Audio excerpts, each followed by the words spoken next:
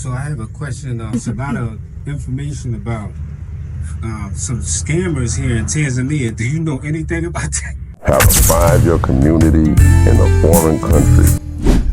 So I had two experiences. So I talked about being really excited when I found out that there were a lot of Black Americans that had come.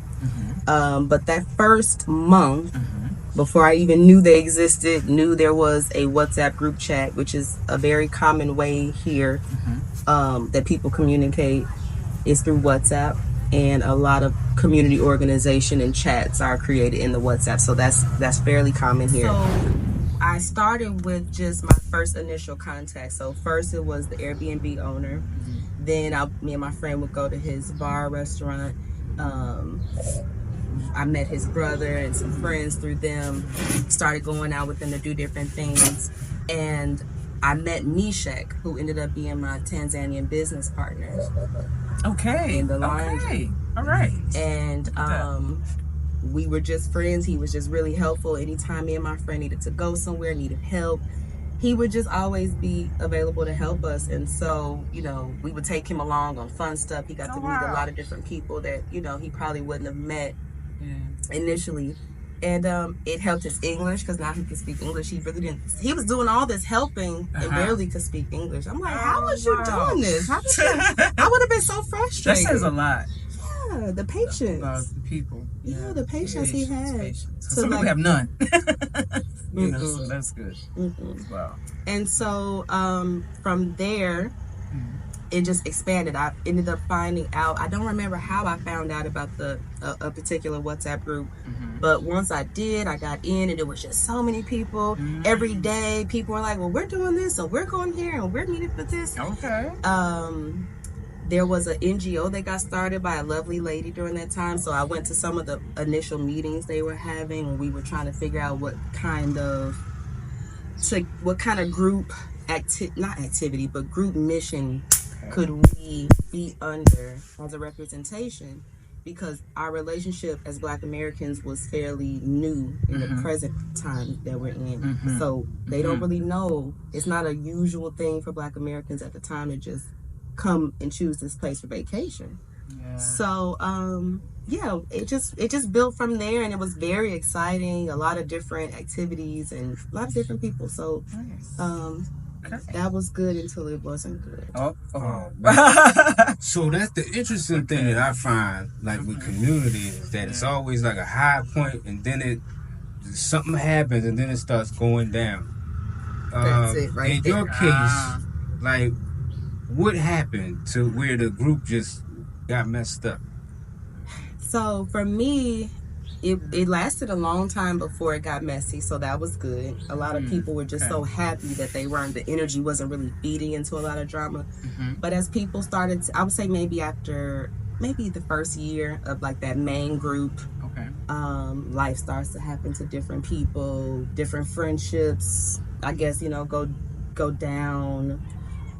People get together trying to do business when they don't really understand anything yet about here, and that caused problems. So it's just little things that just kind of made the group not feel as wholesome and lighthearted. So nothing crazy was happening. It just was the vibe of life catching up with everybody. Some people running from things from back home, whatever that may be. Some people's different financial situations catching up with them. People's relationships, maybe the people they came with, a mother and daughter, husband and wife, friends, getting into it about things. And, so it just, life started, the romanticism and the hiding under, we have a savings account started to become real. Just, I don't know how else to explain that, if that makes sense. Yes. So, from that, I'm sure there's some takeaways. What are some key things you think need to happen for, we form communities, like even here. What are some things you think are important to remember and be mindful of to keep that network real tight, or as tight as possible? Boundaries. Okay, explain. I feel as though a lot of people that came really do have good hearts. I don't feel like you really set out on a journey like this without a certain spirit about you, I would say. Mm-hmm. But then you have some people, if you were messy back at home, or you always had a problem, you always woe is me, you know, we know different personalities like that. Those can be divisive within a group and also within individual relationships. You care and you get overly involved in other people's stuff, trying to help, or you know, and we're all immigrants. Sure. We have to have some boundaries where it's like, I can be there and I can help with that, but then also not to your own detriment too. And it was a lot of blurred lines, you know. People, maybe they having issues with finding a place to stay, or money issues with places to stay, and then you let somebody come live with you where you're staying, and then we know just in general problems that can arise with people living together. You don't know each other well, whatever. It's just boundaries. I feel like people need to be helpful, you know, give resources where they can, advice where they can, but also stay rooted and grounded on your own path, because some things can mess up what you have going on, and it's not in a selfish way. It's in a, just being smart about your goal, your mission, and then also knowing that you want to help people too. Right. Okay. So what I'm hearing is make sure that, you know, you can help when you can, but don't be such a person that's always out there doing so much for other people that you hurt yourself. Yeah. Don't overextend. You can't hurt your house to help somebody else's house, you know, if that makes sense. Yeah, because then that causes chaos within what you got on. And that's what started to happen. Little pockets of chaos between, you know, maybe this group of people went to a nail salon, and then somebody, you know, something happened there. You know, it just was little pockets of things that would seep in and become like, you know, high school, college type of thing, and it's like, y'all are What's one other good point? One other good maybe take away from that? The good point is that the community really is resourceful, because a lot of people are boots on the ground. You know, they're learning stuff in the moment. So that those things were very helpful and still are. Like somebody say this happened, or I went here and this was my experience. So you can't stay absent of community here. You cannot. Right. I think that you should be tapped in some way. Right. But with the boundaries that we talked about. So that way it can stay as together as possible. Nice. All right. Definitely need the community though. Community is necessary. Necessary. And I think even for us, if I can interject, for us, like, it feels so much better when you know people who are from where you're from. You know, we have a lot in common. You know, we as Black Americans, we know quite a few of us who are here, and we kind of stay connected. You know, and like for you, I thank you for feeding the information to us. Okay, here's a new restaurant. This is this brother has this going on, and then you do that for us as well. So it's like paying it forward. Somebody did it for you, you're doing it for us, and I really appreciate that. And connecting us with someone like Ashley. Ashley Maybe, she's amazing. Oh my goodness, she's amazing. She brightens up my day when I go visit her. Yeah, she's doing big things. She's doing really, really big things. I'm so excited for her. That's it. Because if you don't have any of that, I mean, I'm not gonna say you can't make it, because it's not that hard of a place, but you don't want to feel alone. And even the most independent, self-sufficient, person at some point needs someone that they can relate to, or that can understand how they feel about something. That really is another gem of having an attachment to the diaspora that's here, or within a group, because you can find a listening ear when you need that understands. So, understands. Yeah, it's not all bad with the groups. I know I was talking about that, but that for me, it scared me away from groups for a while. And then because I had so much going on with the laundromat and trying to just find my footing and trying to make that profitable, and then coming into the Unde project and then being there, I really didn't have time. And then I had that fear of boundaries, because sometimes I can become very involved too. So I'm preaching to myself too with the balancing. All right. So I have a question kind of off that topic, not that topic, but it's kind of similar. It's a lot of information about some scammers here in Tanzania. Do you know anything about that?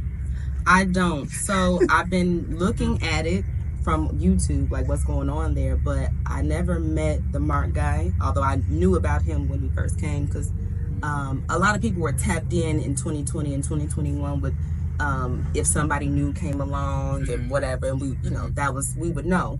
So I remember him coming, but I never knew anything personally about his doings and dealings. I did meet the Renee lady a couple times in 2020 at the Exodus house.